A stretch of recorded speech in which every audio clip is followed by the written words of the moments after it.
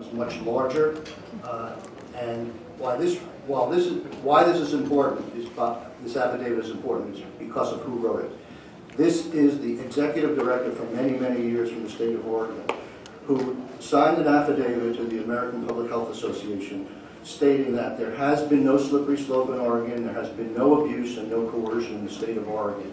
And here is somebody who is probably the leading advocate for the disability rights community in the state of Oregon. A lot of this debate will center on the facts and history of what has been tried and happened in the state of Oregon, of which this bill is a virtual mirror image of. So with that, I'd like to turn it over to one of the hard-working Vermonters I've mentioned, and one of the leading experts in palliative care, Diana Warner, if that fits your schedule, Mr. Chairman. Well, I'm just concerned about the Commissioner of Health somewhere in Washington. He has informed me that he's available until 10:30. Okay. Fine.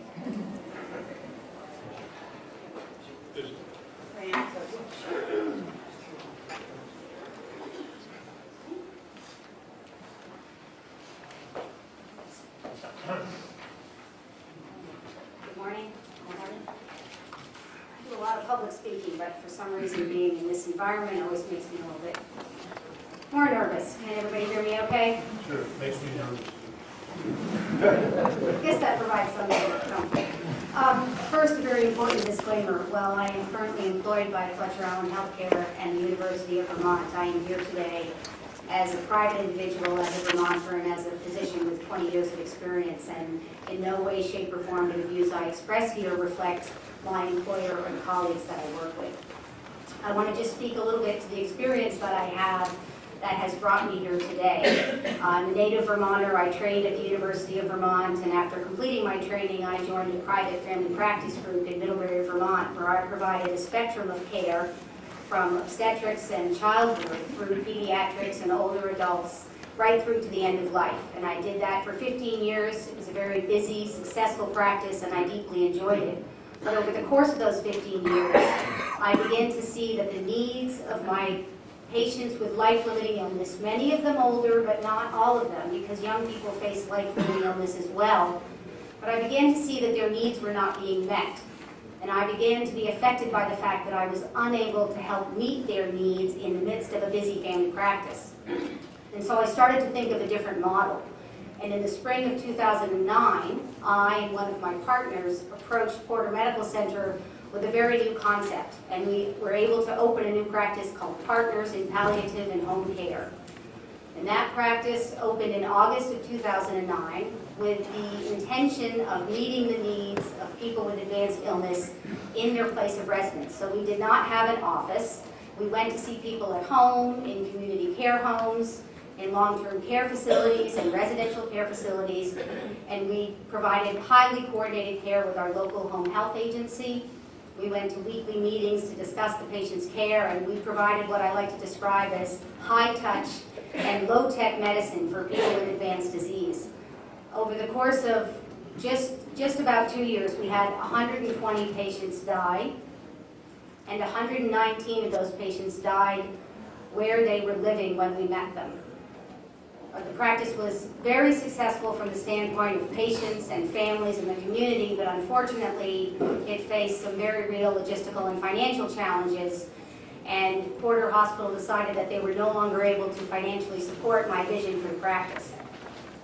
I was fortunate enough to have a pre-existing offer to join the palliative care team at Fletcher Allen, which is where I now work, as I like to say, on the other side of the rainbow. So rather than taking care of people with life-limiting illness facing health crises at home, keeping them from having to go to the hospital when it's not necessary, I now care for people that find themselves in the hospital with serious life-threatening illness, but with the same goals of making them more comfortable, of helping them establish their goals of care, and helping them with either a peaceful death in the hospital or the ability to leave the hospital with a good end-of-life plan so that their goals and their wishes will be met once they leave the hospital. So all of that experience has reminded me how different death is in Vermont and in America today than it was even just a couple generations ago. Less and less of us die of an acute sudden death. We have safety measures and modern medicine that can save us from motor vehicle accidents. We have medicines and interventions that save us from our first heart attack, and in fact keep us from having our first heart attack. And we have many wonderful chemotherapy agents that can occasionally cure cancer, and if not, can very often help people live as survivors with cancer for many, many years. And this is a wonderful thing. But what it's led to is that more and more of us are dying with added disease burden. So over time, we get more chronic illnesses that can be managed to a point, but tend to add up over time. A little heart failure, maybe an early cancer, maybe end-stage lung disease, and that leads to what we call increased disease burden and more symptoms. And modern medicine has done its best to address this too. We have lots of tools, medicines to address pain and shortness of breath. We have modalities to help people, such as oxygen at home or hospital beds or walkers or other implements that help us as we face debility. But still, despite all of these advances, there are people who suffer at and near the end of their life. And I have come to see that suffering is a very, very personal thing. And it is very difficult for any of us to judge for another what suffering is. We know that suffering may be physical, such as metastatic cancer to the bones, which is a particularly challenging type of pain to treat. It may be related to shortness of breath from end-stage heart or lung disease, which can also be a challenge, despite oxygen and doses of opiates that can alleviate those symptoms. We may face other issues like loss of autonomy and the ability to be independent and care for ourselves. And I believe very strongly that for an individual facing loss of autonomy and loss of independence at the very end of life is a very different phenomenon from those of us that may have the challenge and opportunity to live our lives with somewhat less autonomy and a bit of increased dependence. What I see is people losing the ability to do the very things that have given their life a meaning, and sometimes as a result of this, facing suffering. Some people find meaning in suffering, some people are able to accept suffering or manage it, but there are people who find it unacceptable. And that's what I think will be addressed by this bill. I am amazed that I think in modern medicine we sometimes fall under the myth that if we don't talk about death, then it won't happen. And when we don't talk about death, we also don't talk about the fact that death is very hard work for many of us. It is not easy. We can treat symptoms, we can make symptoms better, but it is not always comfortable, and it's not always peaceful. And that's a very hard thing to accept, but it's true.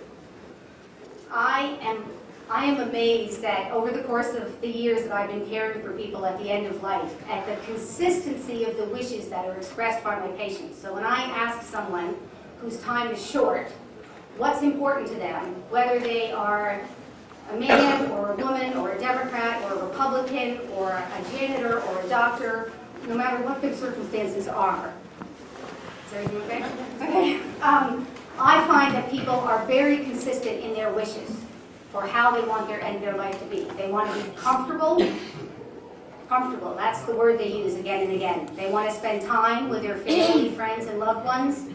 And most people, not all, but most people express a particular desire to be at home during those final hours and days. And yet, unfortunately, most of us will not have that kind of death. Most of us will not get those basic wishes that my patients express. I think that there are some misconceptions about alternatives to this legislation. I hope that we'll, I'm going to ask Mr. Sorokin to make sure that the committee has time to ask questions of some witnesses. And if we go on and on, I'm not going to have that time. Please proceed. Okay. I have just a couple more comments about alternatives to the legislation, which I believe are misunderstood. And one is voluntarily stopping eating and drinking. This is the idea that somebody who's decided they would like to hasten their death can stop taking in all food and fluids, and over a period of usually 1 to 2 weeks, their life will end of their underlying disease. And this is a very challenging decision for people to make, especially on the heels of often weeks and months of various forms of dealing with symptoms and suffering. I have seen one patient do it and do it very well and have a very peaceful end, well supported by her family. But I've seen many other people struggle. I could spend the whole day talking to you about the issue of food at the end of life and how food is such a basic human need and how it's how we express love, and it often is what brings us together as families. And I think at the end of life, asking people to take this option is very challenging and works for a very, very few number of people. The other alternative, which is often spoken about, is terminal sedation. And I just briefly want to describe that this is a medical procedure that is taken as a last resort, if you will, after many types of medications for pain and other forms of suffering has been unable to alleviate the patient's symptoms. And so it's determined that the only way to keep the patient comfortable is to give them sedatives to render them unconscious and keep them unconscious until they die of their underlying illness. This almost always happens in a hospital setting. It occasionally happens in an inpatient hospice facility, of which we have one in Vermont. And it can, in rare circumstances, happen at home. And I have participated in situations like this as well. It is a gut-wrenching decision where the patient is generally in an altered mental state and not capable of actively participating in the decision. It's a gut-wrenching one that's made on the part of family and physicians, and it is not one that any of us would choose to have, although it is an option that many of us might face if the situation arises. I think there is some misperception that there are individuals living at home that have the ability to ask their doctors for medications to simply hasten their death if their suffering becomes too much at the very end of their lives. I know I've had patients ask me for the magic pill and the shot, and I've had to explain to them what I believe many physicians practice today, which is very carefully giving medications such as opiates or morphine in small doses only to control symptoms and increasing slowly so that you avoid unintended side effects like nausea or constipation or sedation. We worry about giving too much, and if you talk to enough hospice nurses, you will hear that even patients who are actively dying, sometimes getting enough medication to keep them comfortable is very challenging. Physicians worry about diversion. If we give people too many pills of morphine or too many solutions of morphine, we worry about pills falling into the hand of people who have drug and other addiction issues. And we worry about providing legal and ethical care. And I believe that is true of the vast majority of physicians in the state of Vermont. I think that some people might misremember the story of Grandma, who, after a number of years of living in a debilitated state, takes to bed, doesn't eat or drink as much, maybe isn't making as much urine, has some pain, and is given some morphine for comfort. And perhaps once she becomes comfortable with her morphine, she's comfortable enough to sleep, and sleeps until the end of her life.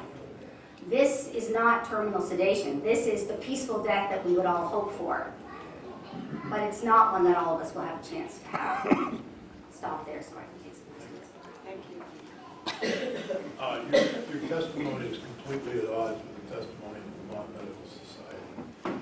And I'm curious about your response, and you just gave that. Yesterday, the Vermont Medical Society testified on the double effect, which basically is what you just talked about, and the sedation and so forth that results in the death. So, if you have a response to that? Well, a couple of quick things. The Vermont State Medical Society, like many organizations, only represents some of the physicians in Vermont. And organizations, I believe, tend to be more conservative in their points of view. But particularly to the double effect, that's speaking to the fact that we as physicians give medicines specifically with the intent to alleviate pain and suffering. And if that medicine has another unintended side effect, like oversedation or hastening death, that is considered to be ethically permissible because we are prescribing the medication for the first effect. In fact, there are many, many studies that show that giving adequate doses of pain medication and medications to alleviate suffering do not actually hasten death. Many studies that show that. But what the double effect says is that we as physicians are ethically okay and doing the right thing when we give medicines with one goal, even if it has the potential of having an unintended side effect. If you're a physician who does that, you're giving that kind of aid to a person, this law is in effect. person dies, and you didn't go through all the policies, the two doctors, the examination, the psychologist or psychiatrist or clinical social worker, and go through all that, wouldn't the doctor then be subject to homicide charges? There's nothing about this bill that would change any current practice. Well, it would, because if you didn't follow those rules and a person died, I would expect that somebody could be charged. The rules in this bill are set for a very particular situation for patients in using the death with dignity bill. It doesn't change anything about a long-standing practice of doctors being able to prescribe medications. Looking at it from we can get, I disagree. Okay? I think it would. I think it would open up Pandora's box of lawsuits. I'm sorry, I don't particularly understand your concern, but I think we're going to have to agree to disagree. Well, just because it hasn't happened. No, but it should be some. We'll have our debate. Thank you very much. Other questions? Thank you very much, Doctor. Do you want to try to get a hold of Dr. Chen at this point? While you're doing that, can I point something out? Yes, sure. That when we heard from the Medical Society yesterday, they had sent out the survey, and 700 people responded, and of that 700, 74% were opposed. Dr. Till actually did a survey this year. No, I just want to. Surveys were surveys, and I don't know. Well, we took the testimony from the Medical Society about their survey. Yeah, I was trying to do this while we were getting them on the line. I didn't. Well, if you want to get copies of the survey. Right. He had 575, almost a 600 member response. Yeah, remember the last survey Dr. Phil did last year? Office of Congressman Welch. Congressman, how are you? Hello, Office of Congressman Welch. Hi, this is the Senate Judiciary Committee. We're calling for Commissioner Chen. Okay, 1 second, please. Oh, I got confused. Oh, okay. We didn't have the congressman on the phone. They're answering it. Well, why doesn't he answer? Just because we don't have staff. Well, yeah, I have to answer my own Right. phone. He has staff. Right. Maybe we should hold them to the same standard we We are. should. The same papers. Yeah. I vote for Hello? that. Commissioner, Yes. this is not, you're not Peter Welch, right? No, I'm just happen to be sitting at his desk. Well, that's good. We just decided that the congressman should answer his own phone calls from now on. Commissioner Chen, thank you for being with us this morning. I'm sorry you got stuck in Washington, but hopefully you're having a good time there chatting with the congressman. You're here, there's a room full of people, and you are here talking about S.103. Yes. And are you talking as the Commissioner of Health, I assume? I am talking as the Commissioner of Health, yes. Okay, so thank you, Senator Sears, and well, and certainly greetings to all of the other senators around the table at the galley. I would say that this is Harry Chen, the Commissioner of Health. I'm speaking to S.103. Which a bill which subject to safeguards in which mentally competent terminally ill Vermonters would be able to request a prescription, which would hasten the dying process. I'm here to support the bill on behalf of Governor Shumlin. As many of the committee knows, the governor has been a strong supporter and advocate for this legislation, the Death with Dignity legislation, for many years. He considers it personally a top priority for his administration and has said so in his previous campaign. He views it as a civil rights issue that is about choice and dignity for Vermonters at the end of their lives. He shares personal stories from the campaign trail, talking to Vermonters who have had loved ones die or who themselves are terminally ill, who would love to have this as a choice of a way to end their life in a dignified way. He considers it an issue consistent with Vermont values, similar to the historic course we took with marriage equity, and understanding that clearly it's not for everyone, and only for those selected few that fit the criteria as they go through the rigorous process. But it should be an option for dying Vermonters. On a personal level, myself, I have also been a supporter of this legislation for years, dating back to when I was in the House. I would say that my 30 years in medicine, I've certainly personally witnessed and been a part of my share of dying patients and dying Vermonters. And it is through this experience that I have gained an understanding of the dynamics of the end of life. And I've seen experiences that have gone well, and I've also seen those that have not gone well. And I can unequivocally state that physicians do not have all the tools they need to allow terminally ill patients to die without even suffering. And this suffering can be manifest by unbearable pain. It may manifest in terms of a psychological suffering related to loss of dignity and independence. As such, the status quo, from my perspective, is not adequate for terminally ill Vermonters. This bill will afford a dignified choice to a small number, as noted, and considerable comfort to a much greater number who will take comfort in knowing that it's just available in case they need it. There's no coercion here for patients or physicians. It's merely a matter of affording them this as a choice. These facts have been borne out in Oregon since the passage of the law and the implementation of the law in 1998.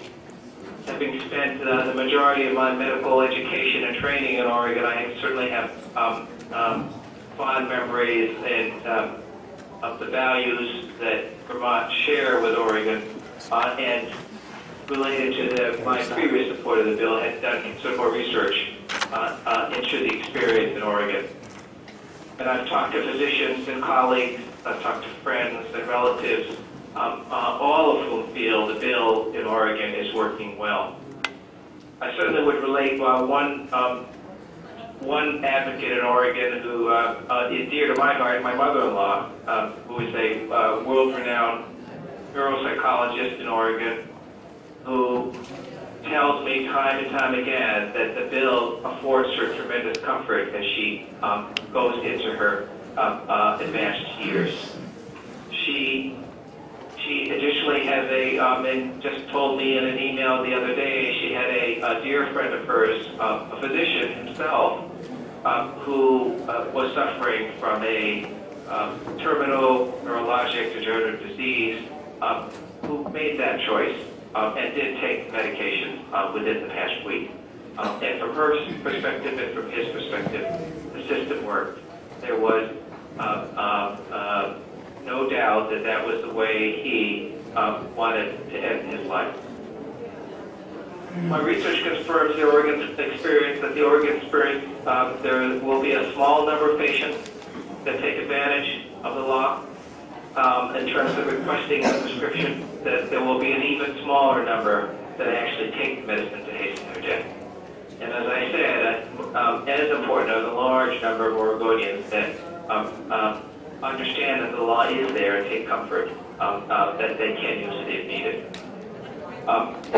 Numerous studies and research in my own personal research has really demonstrated no evidence of abuse of the system. And surprisingly enough, there is actually improved end-of-life care and awareness of hospice use after the passage of the law. All of this points to the success of the law as a catalyst for an important conversation that Vermonters and all of us need to have about choices at the end of life. Turning specifically to the bill, I would point out the responsibility. I won't go through the actual procedure. I believe there's others that will delineate that. But I would point out the responsibility of the Department of Health. It is delineated in statutory section 5291. It's to adopt rules to facilitate collection of information, to require reporting by physicians who write prescriptions and who have people request prescriptions, to review the medical records of the qualified patients who take the medications, and to generate a report on a yearly basis. In addition, the Department of Health is required to have rules for disposal of this medication, and the Department of Health and myself as commissioners certainly feel comfortable with the safeguards and the reporting in the bill and stand ready to implement it if it is passed by the legislature. So in summary, I want to thank the committee for taking up this important issue. I want to reiterate the administration's support for Deaths with Dignity as embodied in S.103. It's an issue that relates to basic human rights and ultimately to improve health quality at the end of life. We urge the committee to pass the bill, a bill that the majority of Vermonters and certainly a large number of physicians support, bill that will afford more choice and a dignified, a potential dignified end of life for a select number of Vermonters. Thank you, Commissioner. Are there any questions for the Commissioner? Please say hi to the Congressman. I will. Commissioner, can I ask you a question?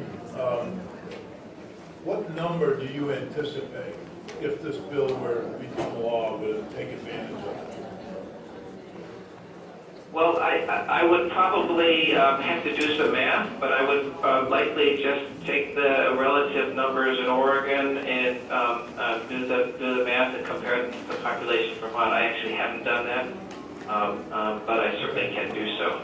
Second question, Commissioner. Is it true, or could it be an abuse that an insurance company would not provide money for the treatment, or would provide money for the drugs to end the life? So would it be an abuse, just to repeat your Well, question? I'm concerned that you have choices, and insurance companies sometimes, as you know, say, no, we're not going to cover that procedure, but we'll cover this procedure. In other words, they make the choices for us in many cases. And is it possible that the insurance industry, knowing the cost, that within 6 months of death is usually very high, could that happen? And would you have rules that would prevent that? I think that the standard that we use currently in terms of insurance reimbursement for the most part is related to medical necessity. And as such, treatment of either course of treatment certainly could be viewed as medically necessary. And I don't believe that would be an abuse that would occur. I think that there are avenues in terms of insurance regulation and appeals that would allow a person to, for that to come to light and to be understand and to be overturned. Yes, Senator White. Hi, Commissioner. I am curious, in the bill it says that nothing in here is to be construed, that this would be interpreted as suicide for things like life insurance policies and stuff. What will appear on the death certificate under cause of death? Will it be the underlying disease? Do we know that? I don't know the answer to that. Okay. I can certainly have I don't actually sign out death certificates. I can find that out from the medical examiner. I'm sure there's history that we can look to in Oregon. Okay, thanks. Senator White, I think you outlined a very important point. If we were to go forward, we would need to hear from the insurance centers because... No, I didn't have anything to do with the insurance. I didn't didn't say you did. I said if we go forward Right. with the bill, we would need to look at the issue Yeah. of people being denied their life insurance that they paid for years because it was viewed as a suicide.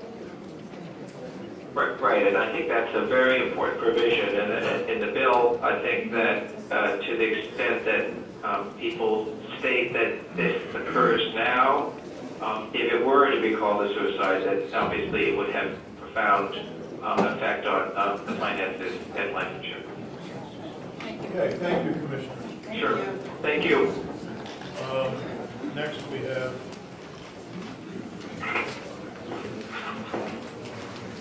George. I'm sorry. I know. I'm a legislator, but thank you. Even my children can't pronounce How do you pronounce it. It's pronounced Amy, like A-M-Y. It's a French spelling. Were you in the House in Oregon? Yes. You know, we're getting a little bit concerned about the number of House and former House members who testified. So far, we've seen no senators, former senators. But anyway, a little biased. Well, I was terminated out. Okay. We don't. Thank you, Chair Sears and the members of the committee for affording us the opportunity to introduce you to Oregon's experience. I'm not here to tell you to pass the law. I was invited here to tell you about the facts of Oregon's law. First, a little bit about me. My name is George Amy. I am both a recovering legislator and attorney. So you know where I'm coming. I think I'm on step 9 where I'm asking former clients to forgive me for all of the sins that I've committed. It's important to know a little bit about the Oregon law since you are considering this bill.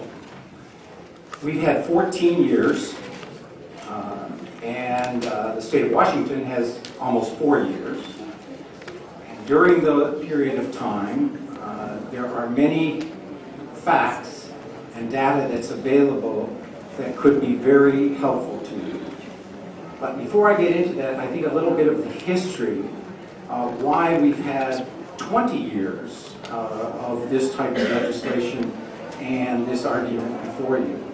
The first beginning was in the Cruzon case in 1990, where the U.S. Supreme Court ruled that, in fact, one has the right to say no to further medication and curative care or even comfort care and just stop taking medicine to die. That was the beginning of this issue, and I'm going to go through my testimony very quickly because I know you have questions, and I'm just going to summarize some of these issues that's in your handout. 1994, the citizens... you're going to have the booklet. Yeah. You're going to have the booklet. In 1994, the citizens of Oregon voted on an initiative process which passed by a very slim 51 to 49% to enact Oregon's death with dignity law. That law did not go into effect because opponents of the law filed a federal lawsuit and the federal judge stayed the execution of the law. And during the next 3 years, we went through a judicial process until the U.S. Supreme Court denied hearing of the case and the law went into effect. However, during that period of time, the legislature voted again to send it back to the people of the state of Oregon to repeat their vote. Second time around, it passed by 60 to 40%.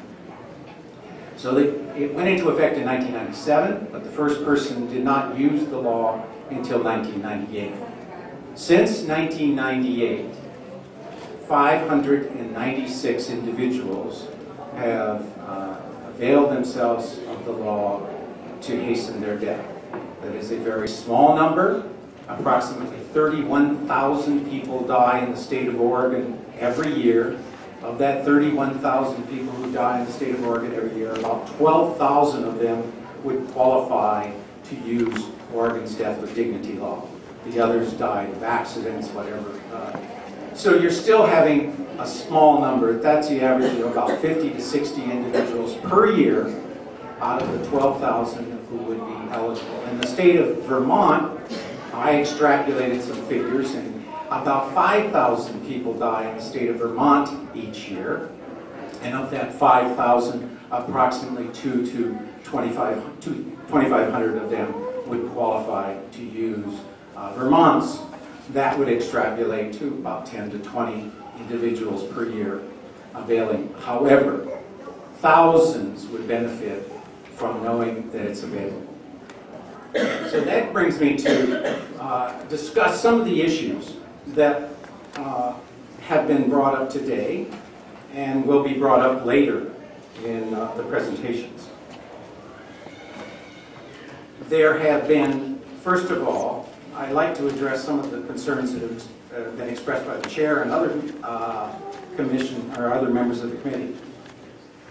Insurance, in the 14 years the Oregon's law has been in existence, and in the 4 years the Washington law has been in existence, no insurance company has ever denied coverage or even attempted to deny coverage with regard to life insurance. First of all, most insurance policies, life insurance policies, have what's called a 2-year provision in it for suicide. I was an attorney that practiced in that area, and the 2-year clause says that if suicide is committed within the first 2 years of the policy's coverage, then they won't cover it. But if it's suicide after 2 years, it's covered. No person can get a life insurance policy if they are diagnosed with a terminal illness. It will just not give it to them. So that provision is non-existent. So it doesn't happen. It's not happening. Death certificate. The death certificate in the state of Oregon by the Human Rights Department has said that, in effect, it shall read the underlying illness. And there's a reason for that, a very important reason. The opponents of the law have always wanted it to say suicide or death with dignity or whatever, physician-assisted suicide. And unfortunately, we did that a couple times in the state of Oregon. And the family members were absolutely persecuted. They were called, left nasty notes, because their loved one had availed themselves of the law. So the privacy of not only the deceased individual, but the surviving family members is very important. So Oregon, in fact, passed another law that said there are 2 forms of death certificates now in the state of Oregon. One is the short form, simply saying person's name, address, date of death, or date of birth and date of death, and parent's name. The long form is the one that details everything. And only relatives may receive the long form. And the short form is given to corporations, stockholders, and other people who wish to have access to it. So it's a privacy issue. Now, does Oregon's health plan discriminate in favor of death with dignity? No. Oregon's health plan is a unique plan, one that is going to be modeled probably nationally.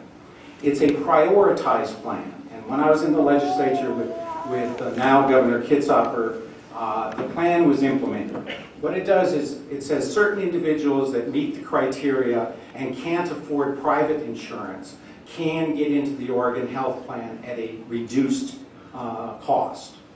And that plan has about 600 to 650 procedures in it. And each year the legislature says we can only afford 300 of them.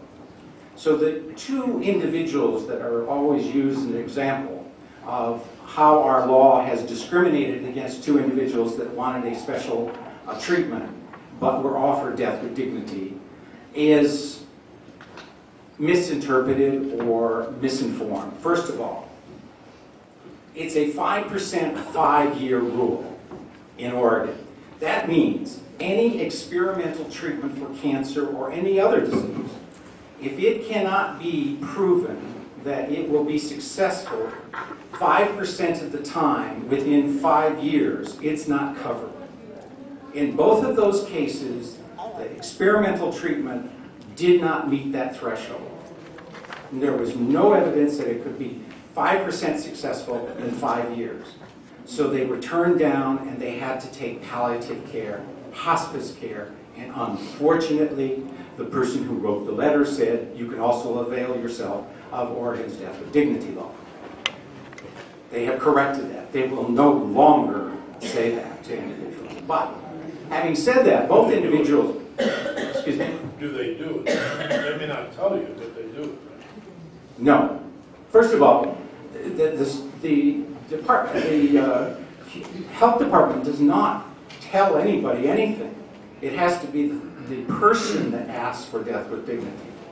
No, Not not the insurance company, the health insurance company. Oh, well, they cover it. Yeah. Is that the only thing they cover in Oregon's death with dignity is the $150 for the medication?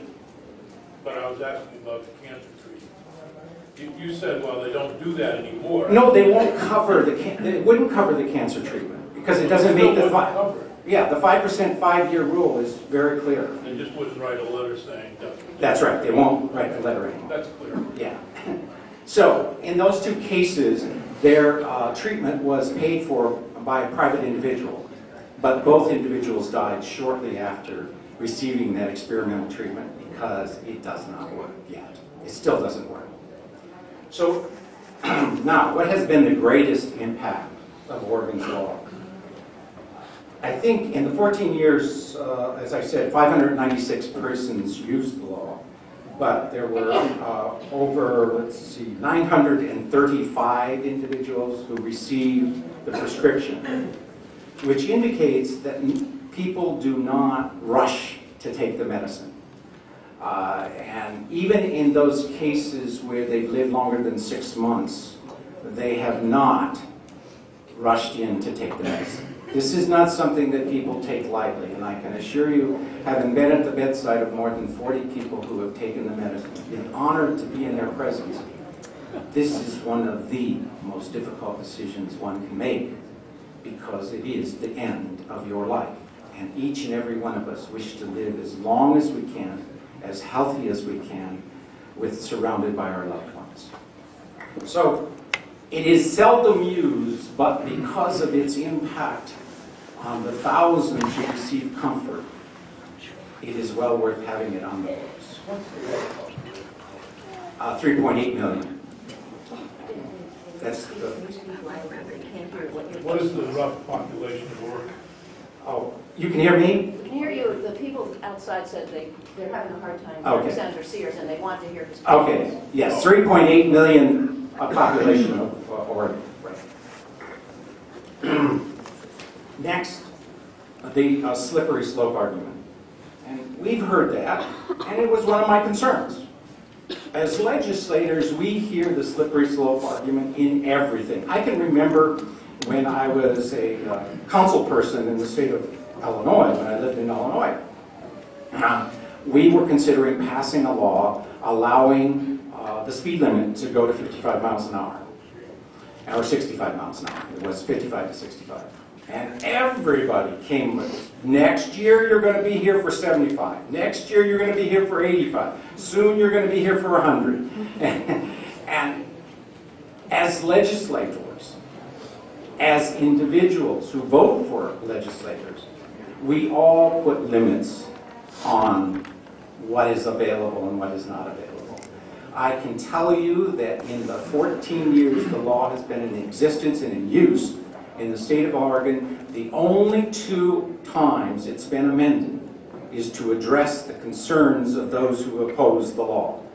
Not one individual, and I would be the individual to do it if anybody, has stepped forward to expand the use of the law. The amendments to the law have been 1. No individual solely based upon a disability may use the law. That has been put in the law so that the disability groups can be assured that we would never say that just because you're disabled you can use the law. You must have 2 physicians say your death is imminent, not a year or 2 or 3 years along, but imminent within 6 months.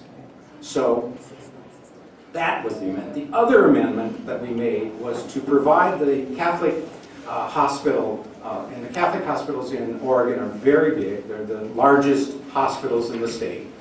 They wanted to fire all of their employees that participated in the law, and they wanted to evict any of their tenants that had occupied any of their property who participated in the law. Well, I said, okay, you can do that right now. Contract law, everybody's at will. You can fire anybody you want if you don't like them. But you should not be able to do so if they do it off-duty, off-premises.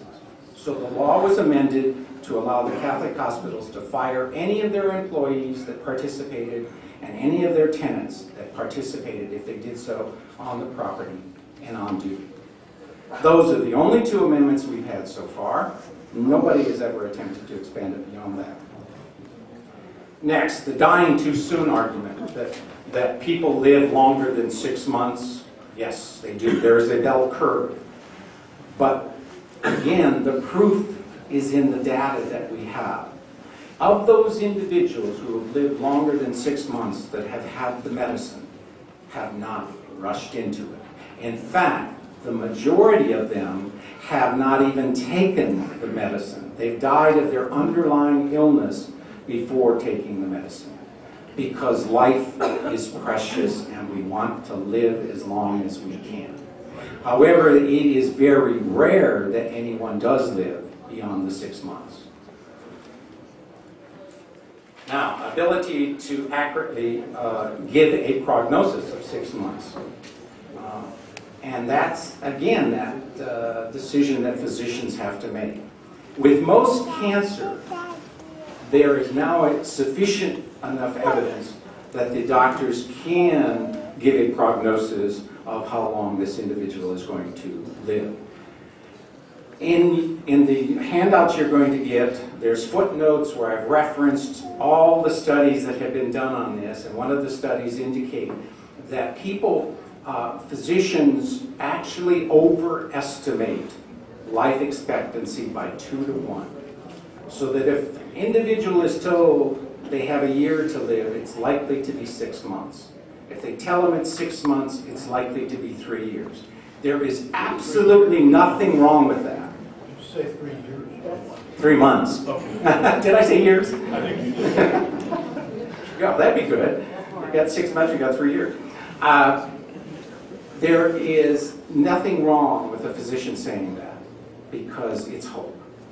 We know that if you give an individual hope that something may come along, that's good. Their quality of life is improved. And I am absolutely in support of that. But I know from the facts that we have in Oregon that when they give 6 months, 95% of the individuals generally have 6 months to live, or less. Next. Is there a risk of coercion? That's always out there. Is there a risk of coercion? Do the children encourage mom and dad to use it? Again, simple answer, no. In fact, it's the exact opposite. I cannot tell you how many times family members have said to their loved one, please, please, another treatment. I hear of one in Mexico. I hear of one in Alabama. Go take the treatment because we want you to live longer. Again, there's nothing wrong with that. But it's generally the loved one, the dying individual who says, this is what I would like to do. This is what my decision is. Please let me do it. Does it increase suicide? Absolutely not. You're going to hear that youth suicide is going to increase in this state. I read some articles that there were some suicide rates here in the state of Vermont. Suicide rates in the state of Oregon have decreased with youth. In fact, gone 5 of 10 years below the national average. Suicide is high in the Northwest to begin with, by the way. And there's a reason for that, I think, because I'm a Midwesterner moving to Oregon. It rains a lot. And it rains all the time. Well, ours is 300 days out of 365 days. So, but aside from that, I'm not going to be flippant about it. Suicide is a very, very tragic. But there is a difference between suicide and death with dignity. Suicide is generally performed by an individual that is mentally depressed and doesn't want to live. Death with dignity is a mentally competent individual who would love to live, but for their underlying illness. And I can assure you, you're going to hear later on in the testimony, I lost my son 6 years ago to suicide. And I know how tragic it is. It affects me to this day, but he was mentally incompetent and he chose to end his life. That will affect me in everything I do hereafter. And I can tell you it was kind of cruel because of who I am. 12 years of administering an organization that assists people through this process. I was told on many occasions that I deserved what I got, that obviously because you promote this, your children got the idea that it was okay. Well, that was not the case. We worked for 20 years. My son was 34 years old. We worked for 20 years trying to improve his mental capacity and improve it. We were unsuccessful. So, next, the other means method. I just alluded to that because the other means is suicide, a violent suicide. I can tell you that having worked with 1,546 people who died during my 12 years as executive director of the organization, there were some who chose a violent means because they did not qualify for Oregon's law. The memory it leaves is tragic. When you shoot yourself, 50% of the people fail. They end up a vegetable, they end up with brain damage, whatever the case. If they take an overdose of rat poisoning, as one of the US congressmen said that we should do because he opposed the law, you end up with vomiting blood, cramps, whatever, in pain and suffering until your death. So you can shoot yourself, you can take rat poisoning, you can do a lot of things. But I have always been an advocate of humane and dignified. I was the chair of an organization in the 80s where we took care of people dying with AIDS. I saw far too many young men take their lives in a tragic way. And I decided then and there that there had to be a more humane and dignified way. That's why I've been an advocate of this law ever since. Hospice. Has this affected hospice? Yes. Yes, it's affected hospice. Hospice was opposed to this law. Hospices throughout the United States were opposed to this law. In the state of Oregon, it is now part and parcel of the hospice program. Over 90% of the individuals who use Oregon's Death with Dignity law are enrolled in hospice at the time they take the medicine. That is 40%. That is over 45% more than the average in Oregon. By the way, the Oregon average is 50% of the individuals who die are enrolled in hospice. If you take 90% of the individuals who use our law are enrolled in hospice, you can see that it is not an either-or situation. Just so you know, Vermont's penetration in hospice, 26%. Oregon's hospice penetration increased after the passage of the law. National average, 40%.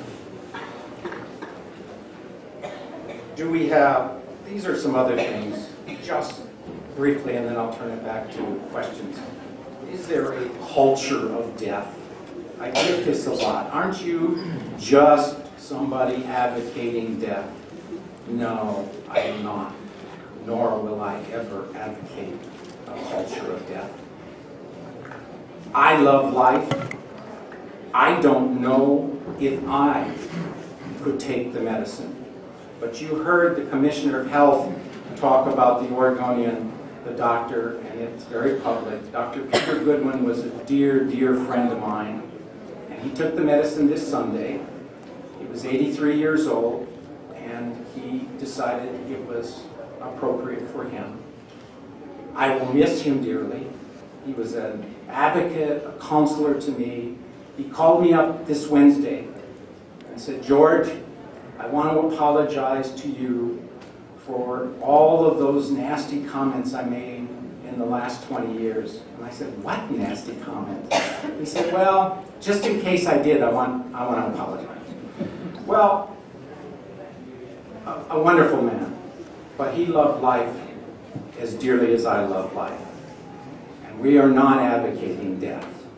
We are advocating life under your terms and under your conditions. I can tell you of those 1,546, the overwhelming majority of those people who died could die with some dignity, and the remainder of their life was some joy to them. Then, I think, what about reporting? Again, that goes back to the coercion rule. Who's involved in this process?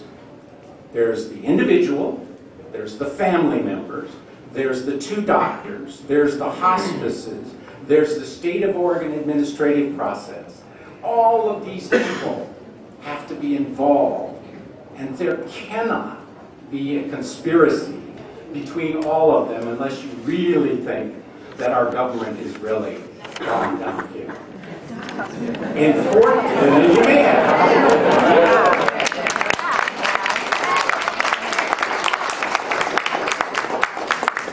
Even if you think that. Excuse me, please, I would ask the audience to not laugh or demonstrate in any way. You're trying to have a hearing, committee hearing, and that's not really helpful. Right? Thank you. Even if you believe that, in the 14 years our law has been in effect, not a single family member, not a single physician, not a single administrator, not a single hospice person has come forward to complain that a person has been coerced into doing this.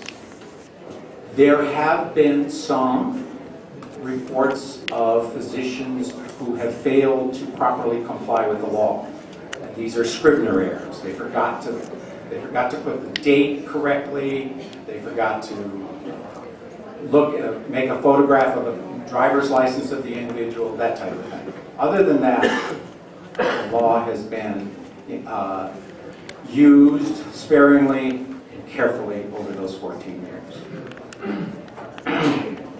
With that, I'm going to quit and turn it over to questions if you have any. Questions? Thank you very much. I think you've been very thorough. Thank you.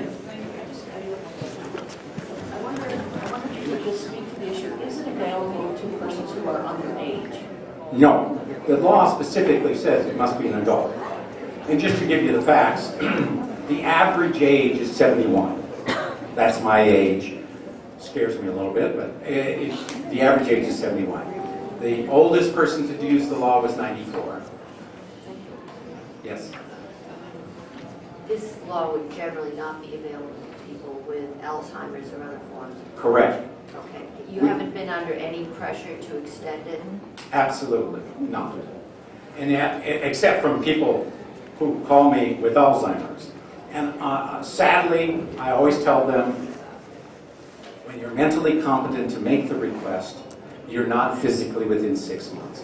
When you're physically within 6 months of death, you're not mentally competent. So the law will never be used for mental incompetence. There's been allusions to the Netherlands and all those places. They have built up euthanasia and added death with dignity, by the way. They didn't add euthanasia after death with dignity. That was a different story. And we have never, ever advocated euthanasia. Euthanasia either voluntarily or involuntarily. And no one in the United States will do that to my extent as long as I am alive and as long as the members of all of our community that advocate for this are alive. Other questions? Thank you very much. Thank you. Looking at the clock, and what I tried to do is to provide some access here. We've got a few minutes left for either Dr. Alexander Zabrinsky. Speak up. Speak up, please. Can't hear it. Can't hear it. We have a few minutes left for Dr. Zabrinsky and Peter Mallory. So if you could be please brief, because I want to give time for another group of people.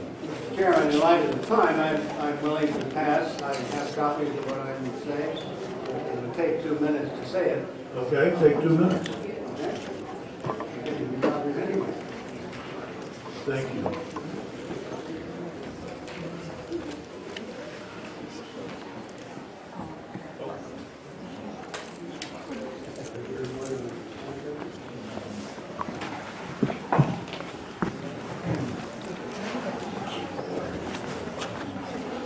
Did you intend to give us that? No. Okay.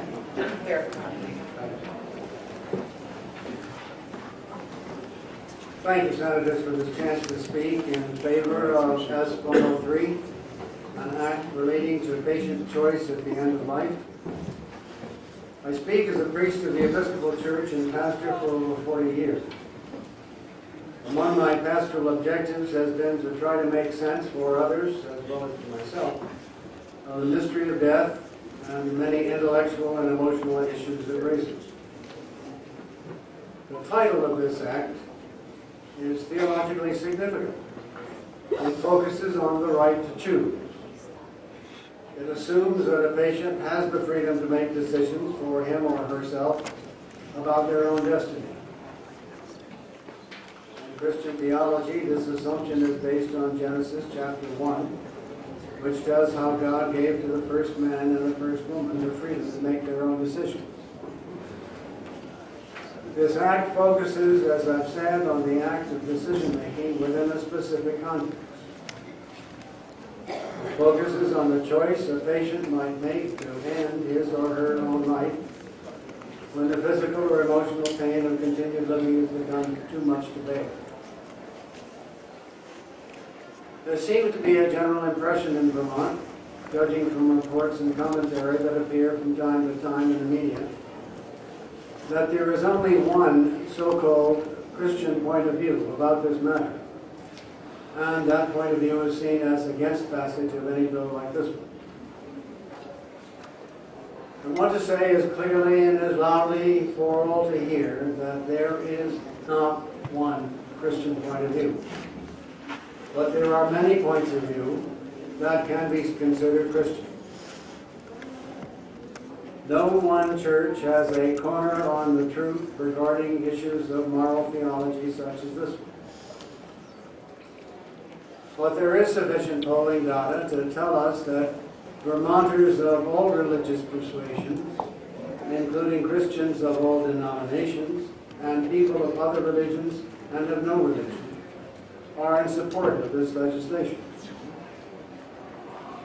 Therefore, I ask you, Senators, to pass S.103. By so doing, you will affirm the freedom of terminally ill adult Vermont residents of sound mind to determine how their lives will end. You will thereby give legal sanction to the freedom to choose, the freedom that God has already given to us. Thank you. Thank you. Peter, very brief. Thank you very much for the answer.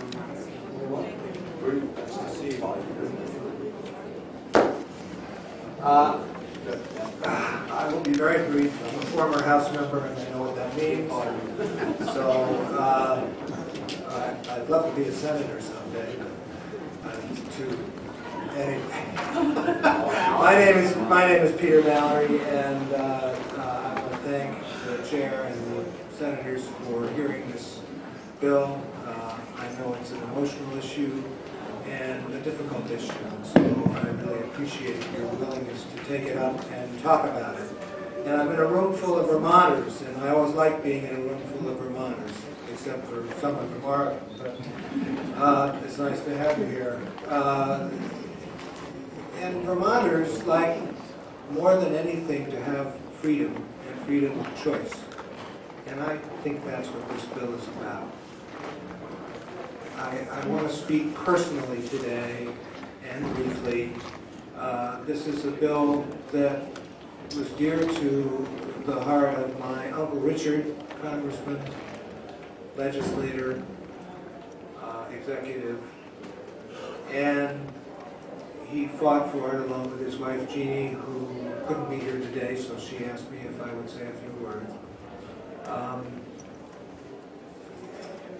He was part of a committee that worked hard to get this bill heard, and he didn't tell anyone this, but suffered from terminal cancer. And with less than 6 months to live, clearly, he did indeed take his own life without the benefits of this bill, which he dearly wished had been available to him. He took his life alone because he felt that, as far as I could tell from our conversations, that he didn't have an option that this bill would have provided, an option to work with doctors and family and sit together and use this one choice. It is only one choice. One of the things that impresses me about the Oregon bill and this bill is that no one is asked to do or forced to do anything. Doctors are not forced to endorse this. Patients are not forced to use it. And protections exist so that it cannot be, in my opinion, misused. So Vermonters like freedoms and they like choices. And I want to speak for him today. I also say... You may want to speak up a little. Can people hear me or not? I don't think they can. Sorry. I guess I want to speak personally one other way, which is that I just had a heart attack 5 weeks ago. And it was a reasonably serious one. But I'm still here because we have remarkable doctors who seem to know what to do and do it quickly, which was very good news for me. But I've heard a lot today about people feeling a sense of security that such a bill exists, such a law exists in Oregon. And given my brush with mortality recently, I can't help but really resonate with that personally. That I don't know whether heart disease will take me quickly or slowly, but the notion that, or at all, something else may come along, but the notion that such a bill would become law and give me the option with my family to have this choice as one of my end-of-life options is a source of great comfort to me and would have been a source of great comfort to Richard. So it's a personal reflection, but I really am honored and pleased to have the chance to make that personal reflection and to make it on behalf of Deb. So thank you all, and I'm happy to answer questions, but I think you're done with us, are you? Well, are there any questions? Thank you. Okay. Thank you. And you look remarkably well, 5 weeks. I don't see her here. I know that Kathy Boyer was having scheduling difficulties, so if she's not here, so we will start with Edward Mahoney, Dr. Mahoney. Is he here? I am. Oh. While we're coming forward, can I just say that if no, please come forward. I just want to say that if any of us get up and leave like Senator Stone, it's because we're not taking a break here, and we might need one. I may do that shortly myself. So. I just wanted you to know. Thank you for that clarification, Senator. Well, so that people didn't think that Right. because it's not. I appreciate that. Yeah. Oh, Kathy. Well, Kathy's here, but we'll take her next, if that's okay. Go ahead, Doctor. Is it Doctor? Okay. Well, I guess this one is the one. Yeah, that's the one to talk into. Well, I'll be relatively brief here, so we want to give Kathy sufficient time to speak. But my name is Evan Mahoney. I am the president of the Vermont Alliance for Ethical Healthcare. I also teach at S.103 College, but as others have said, I represent not the institution, but oh, sorry. Okay, all right. I'm not here representing St. Michael's, although I teach there, but I am representing one of the representatives for the Vermont Alliance for Ethical Healthcare. First, I want to thank Senator Sears and the members of the Senate Judiciary Committee for allowing us to be here this morning to provide our views on S.103. We certainly appreciate your concern and know that this is a very difficult and emotional issue for many people across the state of Vermont. But at the same time, we're also very appreciative of the work that the legislators did last year in enhancing the access or increased access to palliative care, which we are very supportive of. My remarks this morning will focus on 3 points. Try not to be too philosophical about them, but the first is that if S.103 is passed, it really makes us all, or society as a whole, and legislators in particular, complicit in the act of suicide.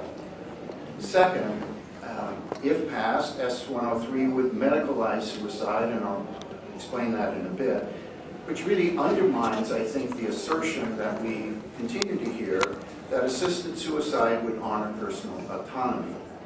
And third, I think S.103 fails the transparency test. So first, proponents of physician-assisted suicide suggest that S.103 will further ensure their right to govern their own living and dying and guarantee a personal and intimate choice at the end of life.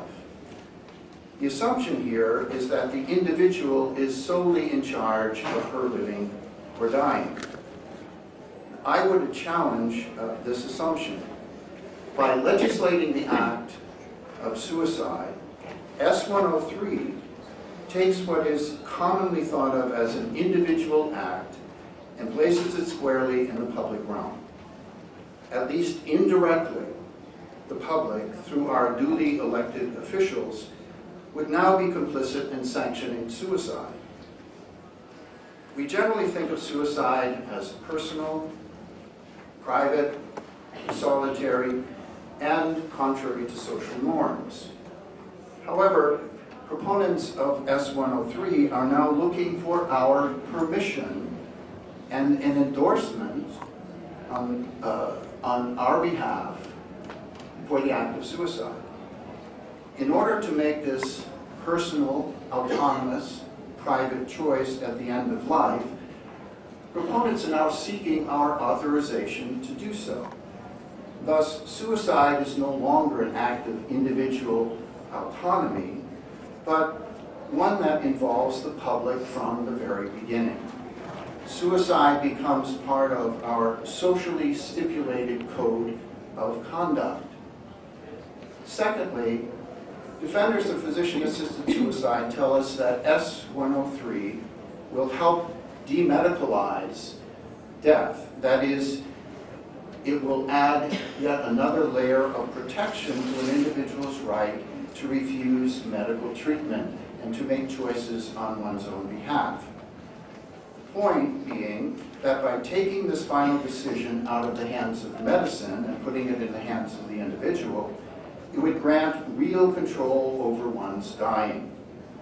However, because a doctor is required to certify that a patient is of sound mind, and then a doctor has to prescribe the lethal medication, we're not demedicalizing this act. We are involving medicine and doctors much more intimately in this decision.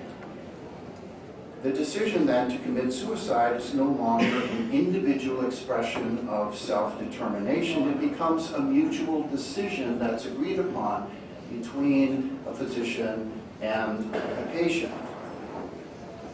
Ultimately, though, the doctor is in charge still, because the doctor can determine whether the patient is of sound mind or not.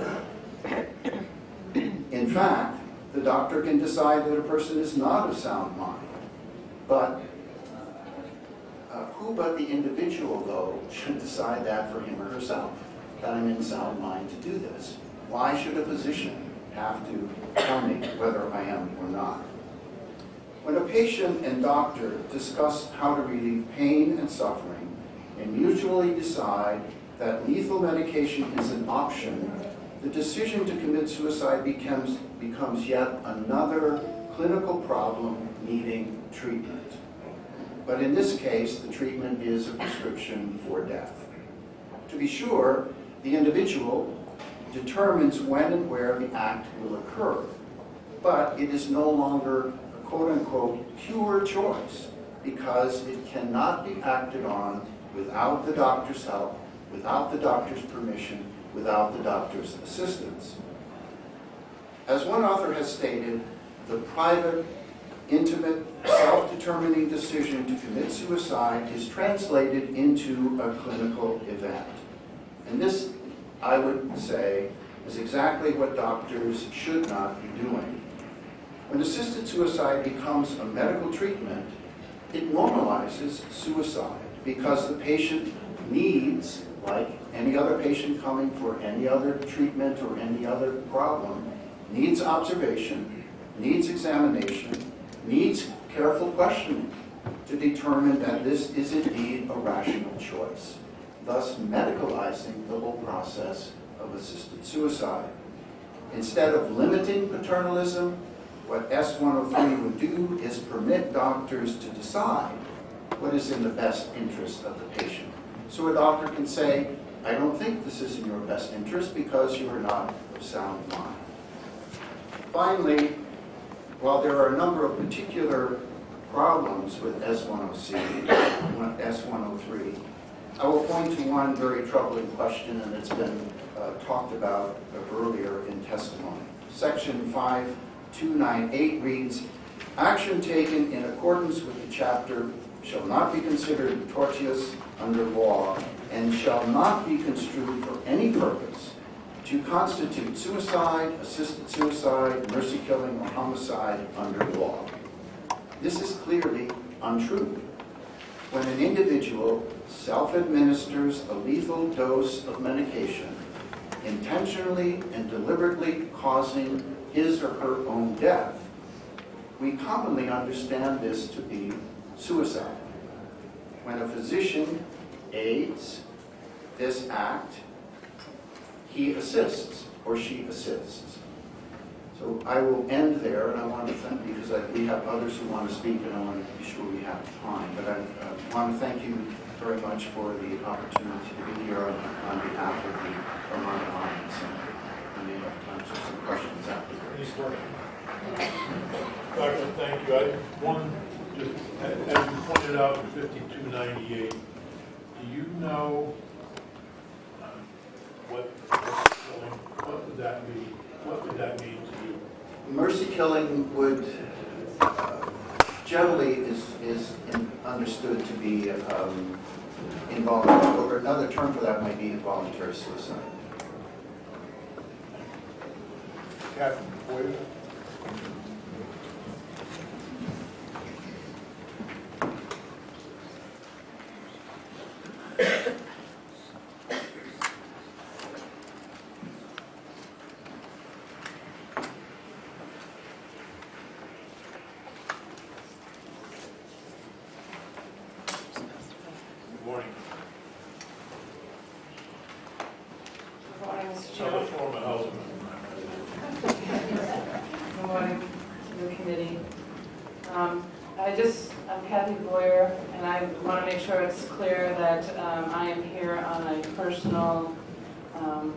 position and not on my professional level, although I do lobby in this building on other issues. This has nothing to do with my professional opinions and lobbying.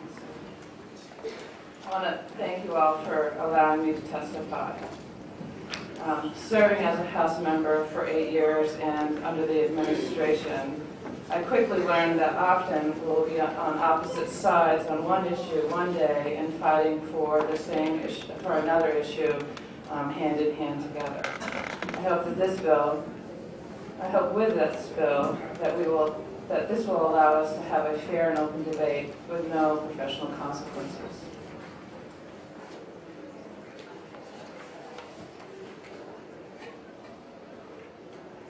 This is personal for me. My son died by suicide at the age of 19.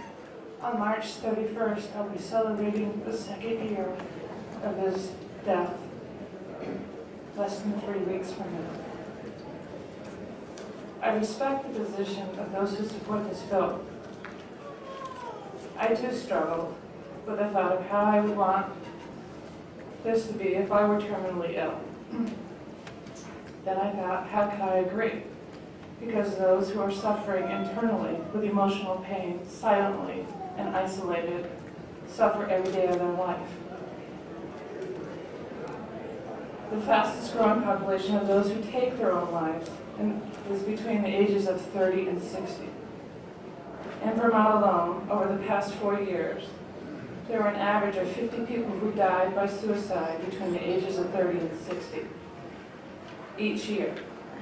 In 2011, 56 Vermonters died by suicide between the ages of 30 and 60.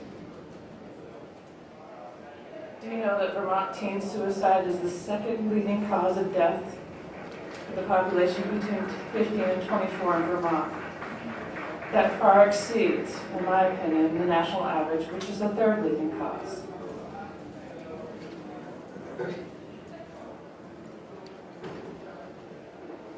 "109 people took their own lives in Vermont last year.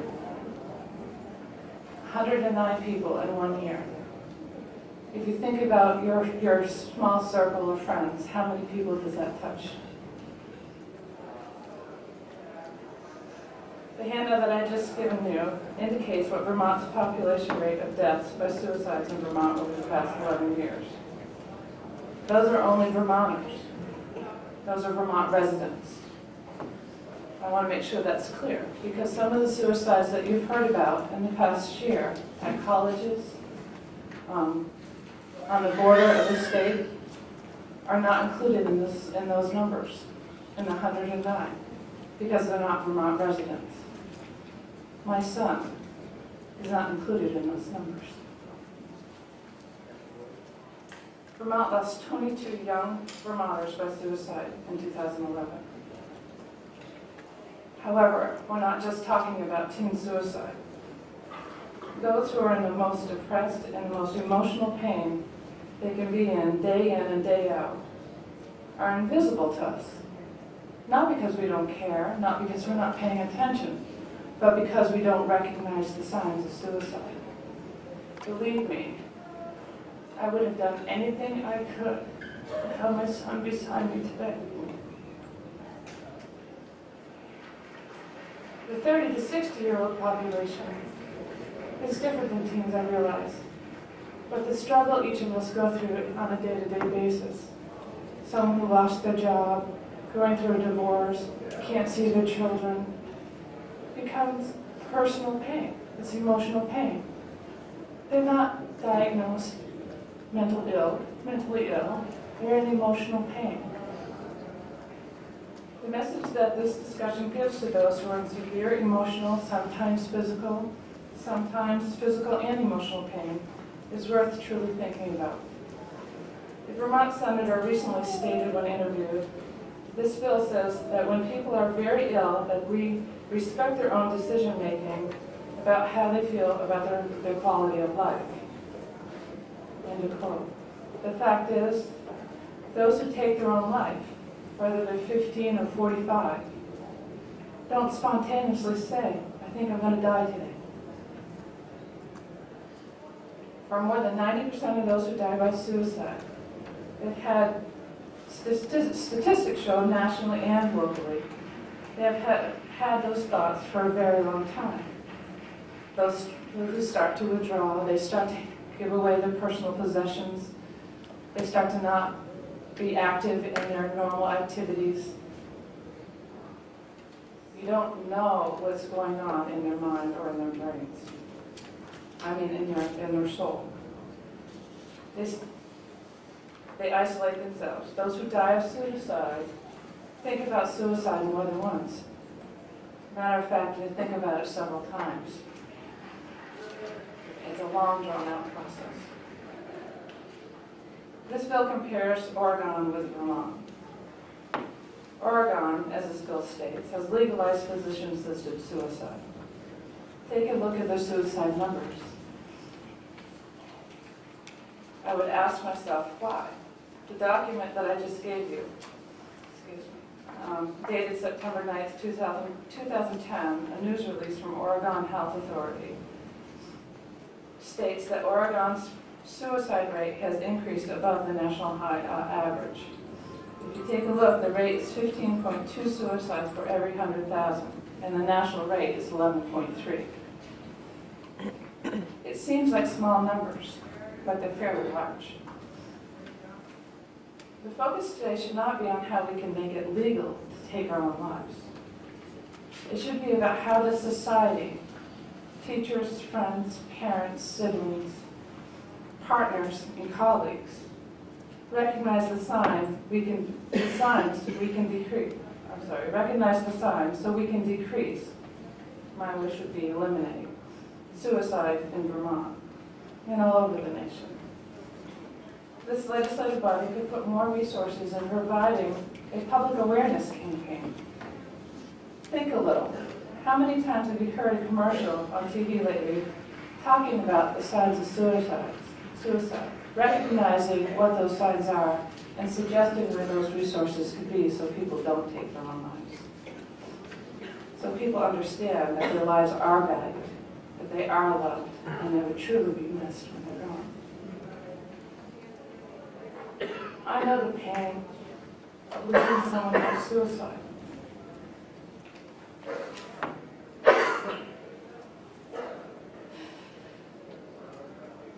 I've been there, and as you can see, I'm still there, and it will never go away. You learn to live with a constant weight in your chest or tightness in your shoulders. You even know that at any given time, hearing a song that was their favorite song,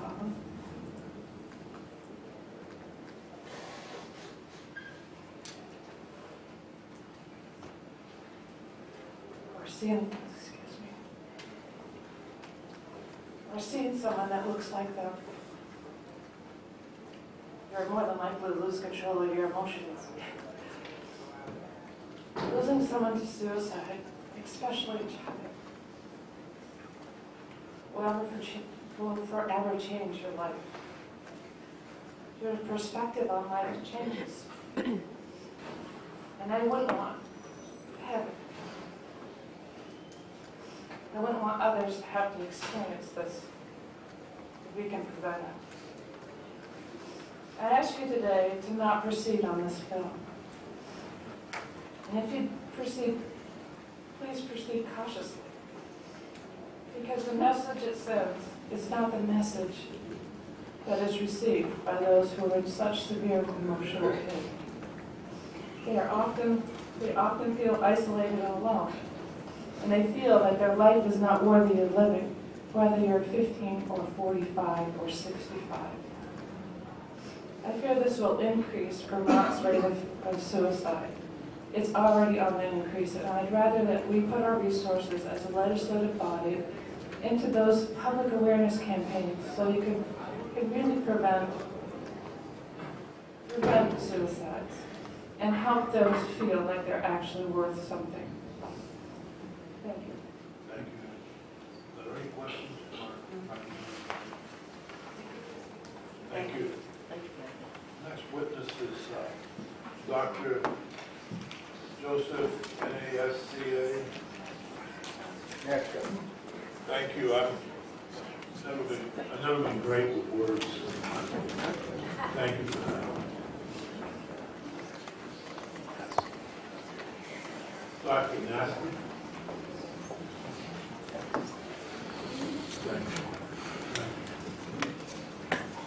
Thank you. Thank you.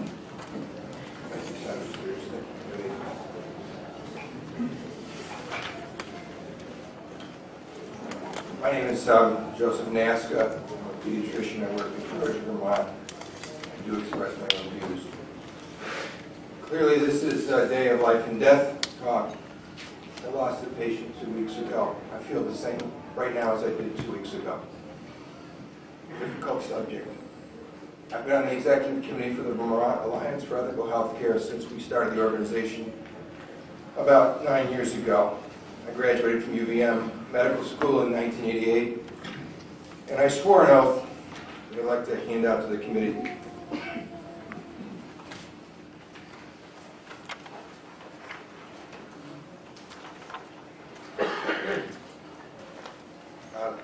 All medical students that graduate from medical school swear an oath, and this is the one that I swore at UVM in 1988. It said, I will maintain the utmost respect for human life, even under threat. I will not use my medical knowledge contrary to the laws of humanity. I think the oaths that we swear are important. I know when I testify in court, I swear an oath to tell the truth, the whole truth, and nothing but the truth. I take that very seriously, and I know you all do too. I teach medical students. I teach about suicide. I have a national suicide map I'd like to share with you. It's the other thing.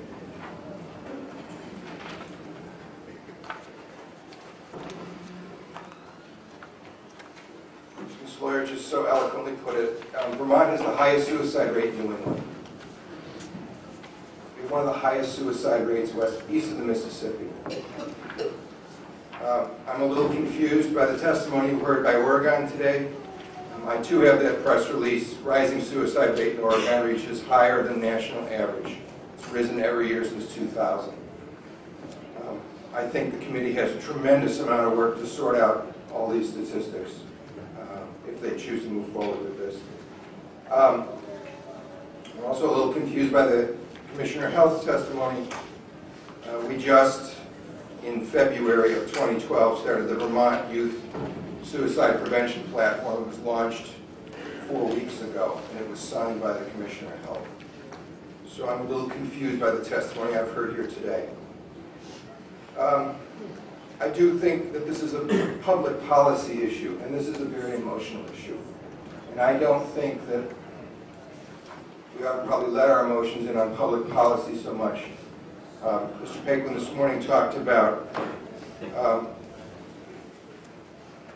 this is a civil rights issue, and it's a civil rights issue about physicians prescribing an overdose for their patients. That's clearly not why I went to medical school, and it's clearly not what I think most physicians do. This is taking medicine, and it's twisting medicine to do something medicine's not. I guess in Oregon you get an attorney at your bedside when you take an overdose. I'd like to keep the physicians at the bedside in Vermont. We heard a great talk this morning about palliative care.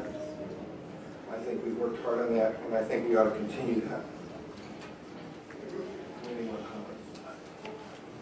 I have a question. You raised the issue of civil rights. You don't see this as a civil right? Civil right for the physician or for the patient? I don't know. I don't see physicians beating down the door to prescribe overdoses for the patients.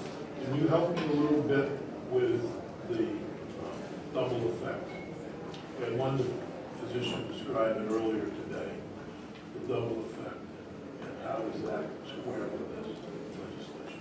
Well, I understand the double effect is that if I'm prescribing something for you to relieve pain, and you have increased breathing because of that, the narcotic increases your respirations, my intent is to relieve your pain, not to suppress your respiration. So it has a double effect. I'm doing it for a good reason. It has a bad effect. I had a patient die in hospice a couple of years ago, and she died with a lot of morphine on board. I prescribed the morphine for her to relieve her pain and suffering, not to stop her breathing. Yes. Have you prescribed morphine to frequently comatose for the last? I don't frequently prescribe morphine. For dying patients. What I'm trying to get to is patients who are dying, when you seek to relieve pain, what are your actions? Well, I think most people are conscious of talking to. I don't take care of dying patients often, and the ones I take care of often die quickly. The ones that die slowly, I have a long time to talk with. I had an end-of-life discussion with an 8-year-old's mother today, or this week. So I have an opportunity to talk with families, usually in a debilitated child, for many years. I only ask that, doctor, because I have spoken with many doctors who speak as if prescribing the morphine with the primary intent of relieving pain, that when it becomes an additional factor in living, don't see the conflict. And so I was just trying to understand where you were on that spectrum. Thank you. Other questions for the doctor? Doctor, thank you so much. Thank you, sir. Appreciate it. Next is Dr. Raymond Milhouse.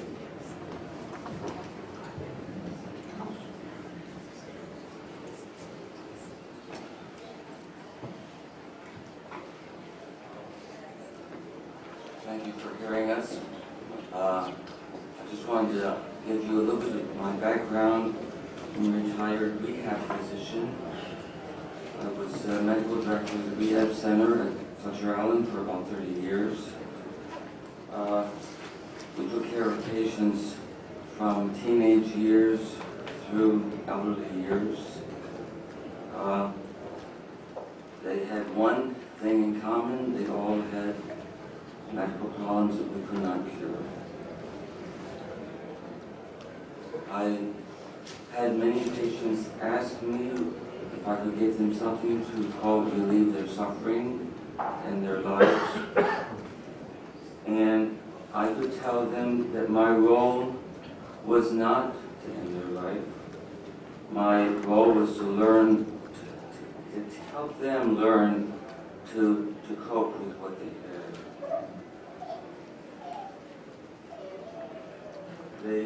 Many have returned later on to thank me for not giving in to them at that point in time. My major opposition to this bill is because it turns medical ethics upside down. We learn in medical school, and I went into this business because my role, first of all, if possible, to cure, but that didn't occur very often in my field of rehab, but to control symptoms, to improve function, and to support emotions, but never to assist the person to harm themselves. Physicians don't kill the patients that they can't cure. And so that wasn't my philosophy. I've been a strong supporter of the disability community here in Vermont for the last 30-some years. And I feel that this bill says something in terms of the value of life for people who are facing difficulty. So, as I mentioned, many of my patients have come back and said, thank you.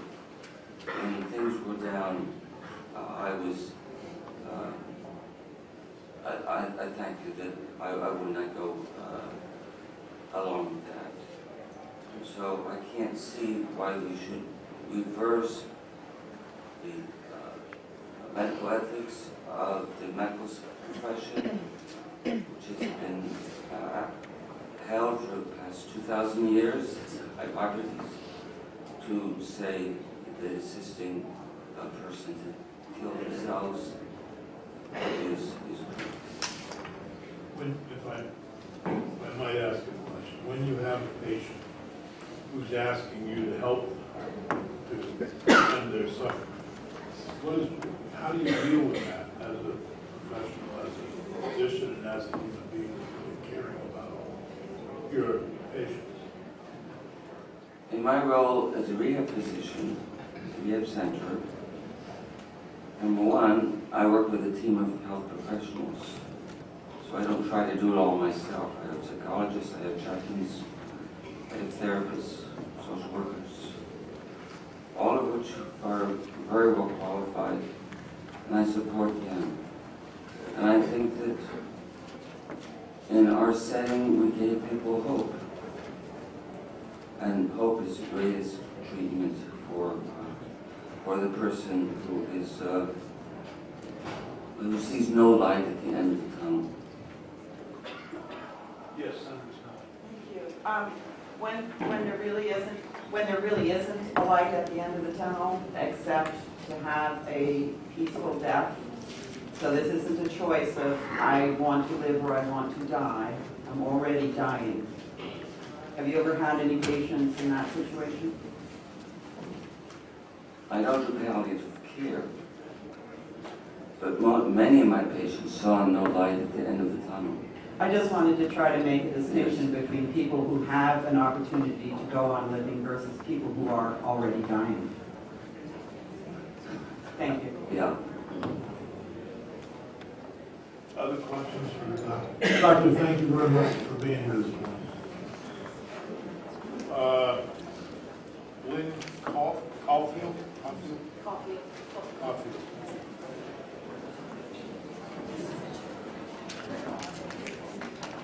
This is a statement from the Vermont What I wanted to do was Association opposing the House Hearing Center. any others want to make comments on the bill or whatever after we have some time for that. Excuse my back, folks behind me. Good morning, ladies and gentlemen, Mr. Chairman, distinguished members of the committee. My name is Lynn Caulfield. I am a registered nurse, and I hail from Dummerston, in the resilient county of Windham, gateway to Vermont. I acknowledge my county senator, Senator White. I'm grateful for the opportunity to share with you today. It is a sad day in Vermont when human beings are asked to help other human beings to die, rather than extending compassionate and respectful care to ease suffering and pain. It is especially disturbing that healthcare professionals are being called upon to assist patients to die rather than live. As part of the Florence Nightingale Pledge, nurses have sworn an oath to, quote, abstain from whatever is deleterious, to not knowingly administer any harmful drug. With loyalty, I will endeavor to aid the physician in his work and devote myself to the welfare of those committed to my care, end quote. The American Nurses Association says in its code of ethics, quote, that the nurse should not participate in assisted suicide. Such an act is in violation of the code for nurses and the ethical traditions of the profession, end quote. And I've handed you a statement from the Vermont State Nurses Association, which embraces the organization of the American Nurses Association. Doctors and nurses have pledged to do no harm. We have pledged to care, not to destroy. Healthcare professionals have a high calling to be helpers, comforters, and consolers, not to be the executioner. To expect a doctor to prescribe a lethal dose of barbiturates is the ultimate violation of ethics and conscience. Death is permanent and irreversible. Doctor-prescribed suicide should not be legalized in Vermont because it is not needed. Vermont is one of the leading states in hospice practice and palliative care. The legalization of doctor-prescribed suicide could lead to potential abuse, expansions, and it is not without complications. As a legislator, you have a major life and death decision on your hands. Excuse me. You've heard it said that nothing is certain in life except death and taxes, and some add housework. We will all breathe our last breath at the time appointed for us. We don't need a right to die. Death is inevitable. With the advancements in the medical treatment of pain and palliative care, we should assist the chronically ill and dying with compassionate care to make each day comfortable, valuable, and precious. My husband, Jack, was diagnosed with pancreatic cancer in December 2002. Prognosis for patients with pancreatic cancer is often very poor. He was treated aggressively with chemotherapy and radiation. In September 2003, he was told that the cancer had metastasized to his liver and that there was no hope. He was devastated by this news since he wanted to spend more time with his family and our 5 children in particular. If the option of doctor-prescribed suicide was available to someone in this situation, one might resort to this drastic step with no recourse. In my husband's situation, the doctors were horribly mistaken. The cancer had not spread. Jack finished his treatment and surgery. He lived 2 more years before receiving another diagnosis that the cancer had spread. Again, the doctor said he'd be gone before Christmas, but my husband lived until February. He had wanted to write a letter to each of our children, and he was able to accomplish that task. If he had listened to the doctors and had a doctor-prescribed lethal dose been available as a choice he might have resorted to, he would have lost much precious time. His is not an isolated incident. He was also allergic to morphine, I might add. We were present when he breathed his last breath. He was peaceful and comfortable. Doctor-prescribed suicide is not a pretty picture. The doctor has to prescribe a lethal dose of barbiturates, which usually means 90 pills. You can't even hold 90 pills in your hands. A spoonful of sugar might have worked for Mary Poppins, but not for those patients who have trouble swallowing. There is no doctor present, no medical assistance. They are on their own. The side effects from this lethal dose are multiplied times 90. Some of the side effects include gastrointestinal distress, such as nausea and vomiting. Another complication is failure to die.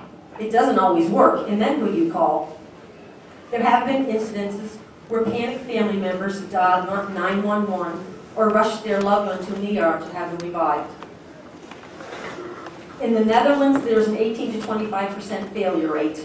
But if one dies to fail from the oral overdose there, it is legal to give a lethal injection.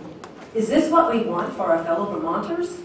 There are provisions in the bill for psychiatric counseling for those who may be under duress or depression from their diagnosis. But in Oregon, only 1% of those choosing a doctor-prescribed lethal dose have received any counseling. Is this what we want for our fellow Vermonters? One more important aspect that would be missing if doctor-prescribed suicide were to be legalized is that rich privilege we have to care for those we love. It is a sacred moment to be present when someone you have cared for breathes their last breath. Of all the dying patients I have cared for, none were in excruciating pain, but rather departed with grace and peace. Whether you are a healthcare professional or not, we have a privilege as fellow human beings to comfort the sick and dying. Pain management and palliative care go far beyond the administration of medications. It is about being present. Just being there for the sufferer is sometimes the best we can offer.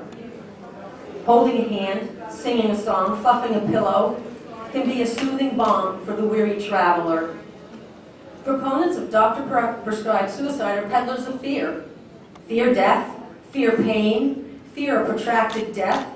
Studies from Oregon show predominant fear of sufferers was not of pain, but rather of being a burden. What are we communicating to those we love? There is a fear of pain, but there's also a pain of fear. Pain is treatable. Fears have answers. Like the 30-year-old woman who was dying from a soft tissue sarcoma spread throughout her lungs.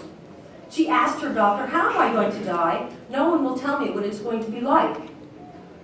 The doctor described to her what he thought it was going to be like for her, and she responded with thanks, because the answer had dispelled her fears.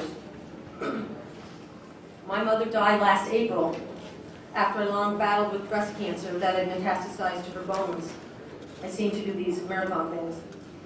Page 2 of this bill says that some terminal diseases like bone cancer inflict untreatable agony at the end of life. My mom died peacefully at home, surrounded with love, music, and our presence. Each day was a gift as we cared for her and sought to help her experience those things that brought her joy. We are called as human beings to care for one another deeply. We don't need doctors prescribe suicide in Vermont. We just need to extend loving care to one another and offer our presence. And I thank you very much. Thank you.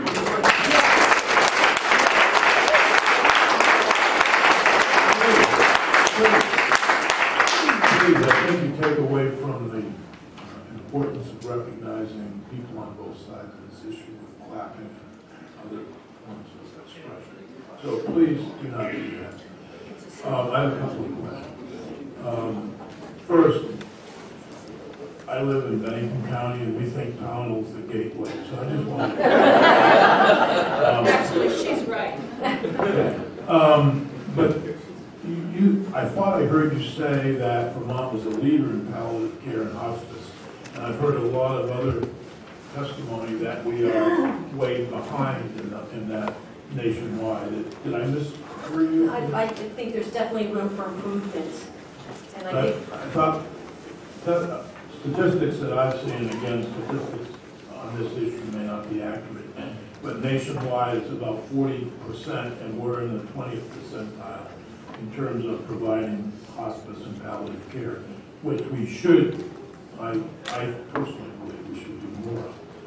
Yes, and Did I hear you correctly? Yes, you heard me correctly, and I understand that we're working on improving those figures, and I believe with the passage of this bill, I think we would see a decrease in hospice practice and palliative care. I think it would detract. Other questions? Thank you so much. Thank you. Appreciate your testimony. Final witness today. The final witness today is Philip Brown.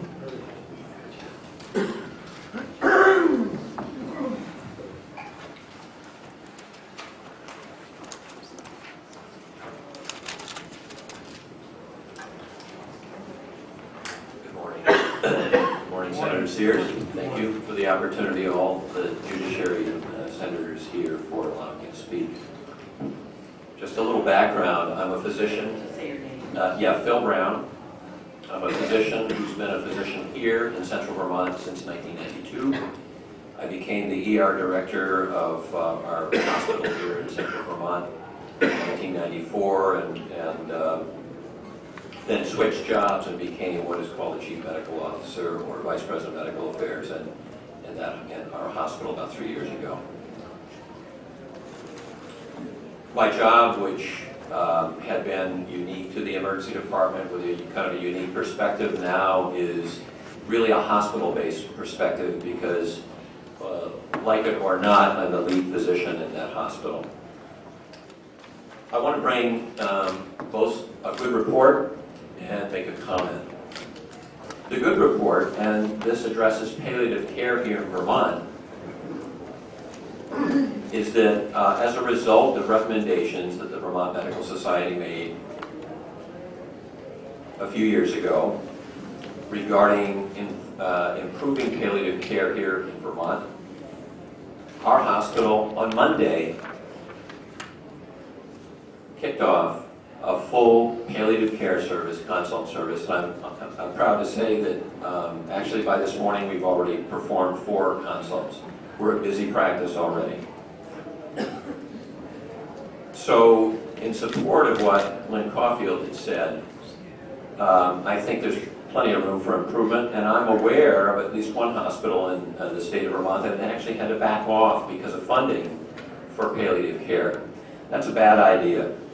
Palliative care, as you all know, is the relief of pain and suffering, and it's not just end of life. Most of our patients at the end of life, most of those patients in palliative care are end of life patients. So that's the good news. The comment that I want to make is this. There has been a lot of discussion about autonomy, perhaps some people would call choice, in providing physician-assisted suicide here in Vermont. That is, that patients should have the autonomy, the choice to essentially take their own life. And I have some great concerns about that. Because in my business, and from what I see now from a more 30,000-foot level in our hospital, there are two very vulnerable populations of patients for which, if there were physician-assisted suicide, they would see that as the only choice. Let me tell you who they are. They are the end-of-life patients who, and by national statistics, it depends on what research you read, between 30 and 45% of our end-of-life patients have some form of depression. Probably lower numbers have debilitating depression and suicidal depression. And those patients are vulnerable simply because of this. In their vulnerable time, when they're suicidal, and we are a receiving hospital for psychiatric care, so we see literally all the patients in central Vermont, in Washington County, Orange County, and other counties because they come from other counties that don't have a psychiatric receiving hospital. We see loads of depressed patients, and some of those with end-of-life care. And that can be very debilitating depression. And I can tell you many of them are suicidal.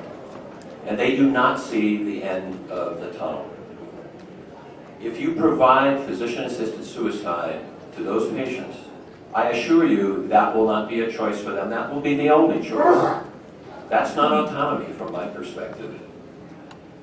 The other vulnerable population of patients is this. They're the patients, and I think there's overlap here. Some of them are depressed, some of them are not. Perhaps they all have a mild form of depression. Are those patients who clearly say that I'm a burden to my family, I'm a burden to this hospital, I'm a burden to my loved ones, and I'm a burden to society. And they don't have, and if physician-assisted suicide is available for them, that's the only option that they see. And so, in counter to the discussion about autonomy, I have to say that that's not choice.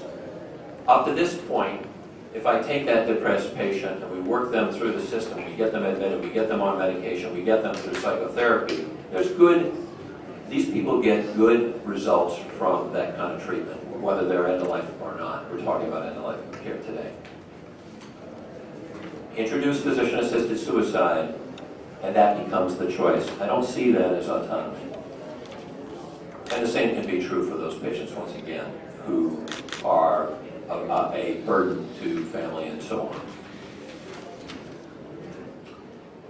So I urge you, as you deliberate this as a committee, that you think about those vulnerable populations. They are real. They are, I think, in higher numbers than most people would admit. And they're in high numbers in patients who have end-of-life. I want to thank you very much for the opportunity. Thank you, Doctor. Are there any questions? Yes, I was just going to ask you, first of all, if you've read the current version of the bill, just to understand. I haven't read it in probably about a month. Okay, no, I'm just checking because, sure. The two populations that you mentioned as being very vulnerable to sort of an impulse decision, I feel very reassured that that this is not an impulse opportunity. And so I just wanted to ask you, with the time delays and the multiple decisions and the counseling, how many of those patients that you think are on the brink would come through that and have a terminal illness, would still come through and think, quote, that's the only option? My sense is that, and as you all know, I'm sure, depression is an illness that has a journey to it. And patients don't get over suicidality. They may, in weeks, they may get over suicidality, but it's a journey they take. So my answer to you is this, that I'm not convinced that that kind of time is the option itself at not just one point in time at the beginning of their illness, but it's at any point in their illness. They get tunnel vision. And because I've heard patients say this. I've heard many of patients say, why can't you take, I was an internist before I became an ER doc, and I was in the public health system for 2 years in a very, very busy practice in Hartford, Connecticut. And I can tell you, I had patients who begged me to do something. This is before we had palliative care, before we had good, we had no palliative care at that time. I had patients beg me to end their life, and we're talking about patients who are probably 3 weeks into their course of illness. It's a little unusual now. We don't see that often, as you know, because palliative care is better. And as I say, in the current bill, at the end of the illness, is not, I mean, the beginning of the illness. You're absolutely correct. It's only at the end. But once again, I just want to comment on that. The people, the vulnerable people I'm talking about, this is not something that disappears overnight, and this is not just a beginning phenomenon of the illness. This is a part of their illness that goes on and on and on. And my concern is that if you introduce physician-assisted suicide as an option, that becomes the option at any point, and then they focus on that. Thanks. My question was much the same as Diane's. Sure. About, because people who are suffering from a mental illness here or depression would not be eligible. Initially. No. No, I mean, no, I understand that. They're not eligible. They have to have a competency test. Mm-hmm. So, those people that you're referring to would not even be eligible under this bill. I understand that, but let me just say something, and asking, I don't know if there's psychiatrists in the room, but I'm sure they can comment on this. Not all suicidality is something that becomes apparent. You heard that earlier in one of the testimonies of one of my colleagues. The suicidality is not so obvious up front. It can be a smoldering illness, and it can be something that, once again, the patient is not admitting to for weeks, for months, and once again, that person can still be subject to physician-assisted suicide. I just want to say, unlike earlier, yes, it's in combination with a terminal disease. Right. No, I understand that. We're talking about end-of-life care. Dr. Brown. Yes. Senator Cummings. Hi, Senator Cummings. How are you? I'm good. Speak into the mic. Yeah, I will. Depression. Yes. That's not something you can do a blood test and No. diagnose. And we've heard a lot about suicides that people didn't expect, didn't know. How easy is it to diagnose depression? How easy is it to screen depression when you're doing a consult? I think depression, once again, there's a whole spectrum of depression. There's suicidality associated with depression, then there's smoldering depression. Depression is probably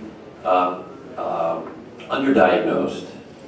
It's application of tools that we already have that helps the diagnosis. So in answer to your question, I think it can be difficult to diagnose. I think part of the problem that we run into is the suicidality is not always obvious up front.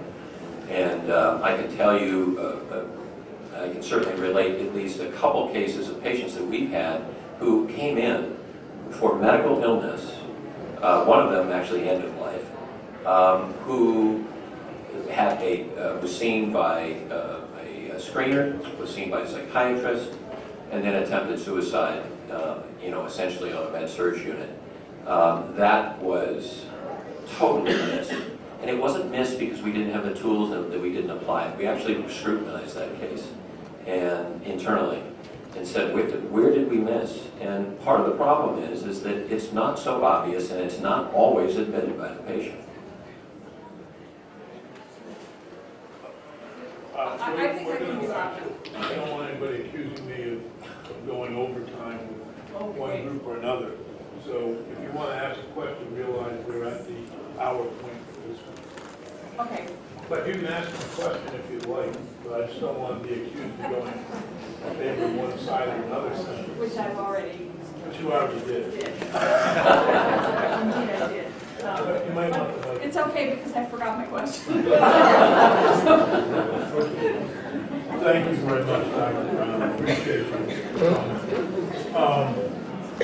I would like to, I just want to thank you all for being here, number one, and point out that we are somewhat different from our brethren in Washington, D.C., where we see the senators or representatives taking 3/4 of the time and the citizens taking about 5 minutes of the time. But I will provide time for each committee member, if they so desire, to make a comment or question one of us or whatever. So Senator White wants to Sorry.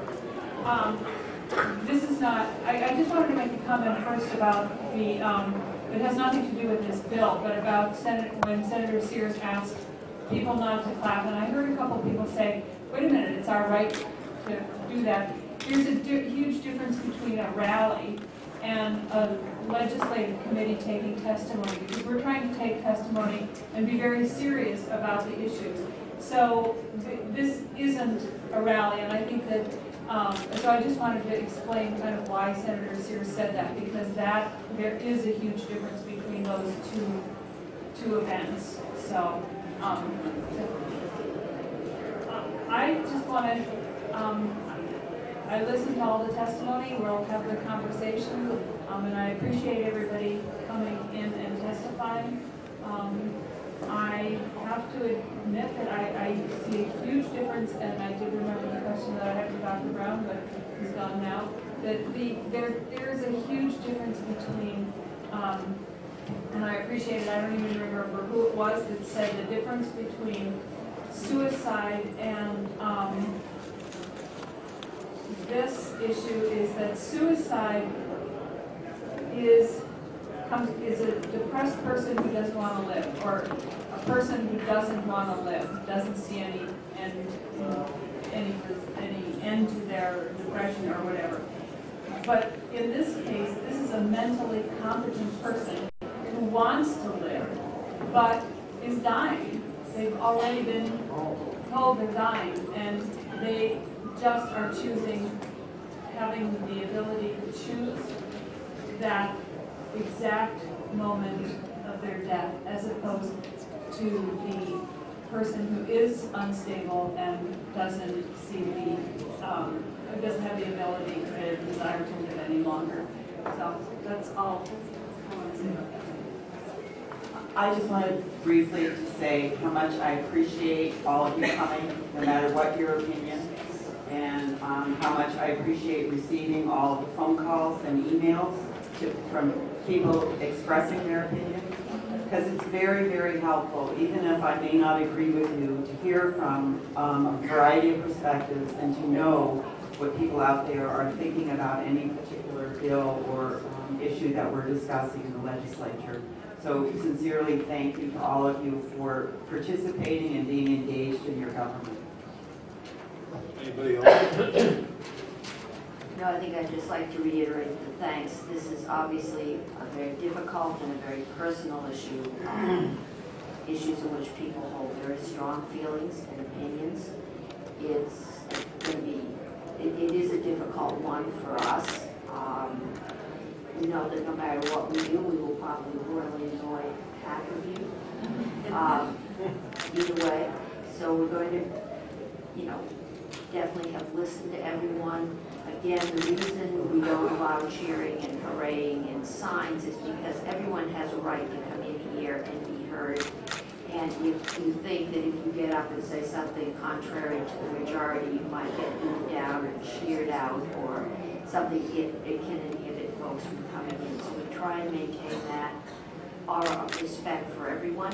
Everyone has a right to their opinion, and we have an obligation to hear all.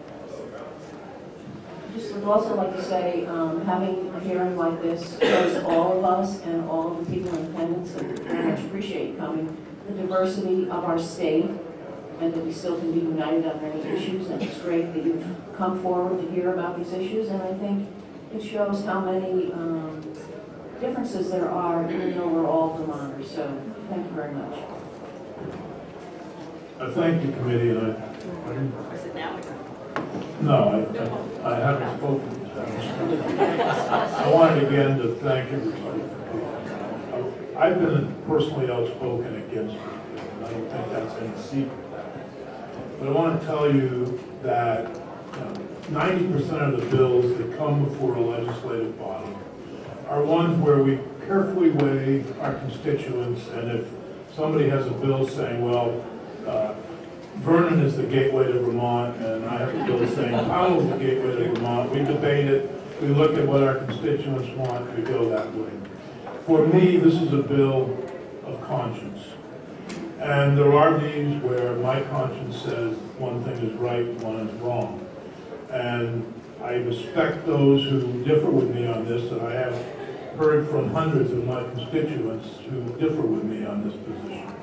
But please recognize for your legislators, this is one of those difficult bills where we try to weigh what do our constituents feel, but also what does our conscience say about it.